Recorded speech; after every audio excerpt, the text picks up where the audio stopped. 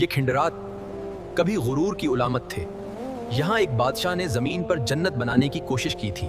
یہ قصہ ہے شداد بن عاد کا۔ وہ قوم عاد کا طاقتور بادشاہ تھا۔ وہ احقاف اور یمن کے علاقوں پر حکومت کرتا تھا۔ اس کے پاس دولت بھی تھی، طاقت بھی اور ہزاروں سپاہی بھی، لیکن اس کے دل میں عاجزی نہیں، صرف غرور تھا۔ اللہ تعالیٰ نے ان کی ہدایت کے لیے حضرت ہود علیہ السلام کو بھیجا۔ اے میری قوم، اللہ کی عبادت کرو اور تکبر چھوڑ دو۔ شداد نے حضرت ہود علیہ السلام کے بارے میں سن کر ان کو اپنے دربار میں بلایا۔ حضرت ہود علیہ السلام نے شداد کو دین کی دعوت دی اور جنت کی بشارت سنائی، مگر شداد اپنے غرور کی وجہ سے نہ مانا اور وہ بولا، تو کہتا ہے نیکی کر، آخرت کی سوچ۔ میں ہوں شداد، زمین پر جنت بنانے والا بادشاہ۔ میں آسمان کی جنت سے بھی بہتر جنت بناؤں گا۔ شداد نے اپنے نقشہ نگاروں سے کہا، ایک ایسی بستی بنائی جائے جو دنیا میں بے مثال ہو۔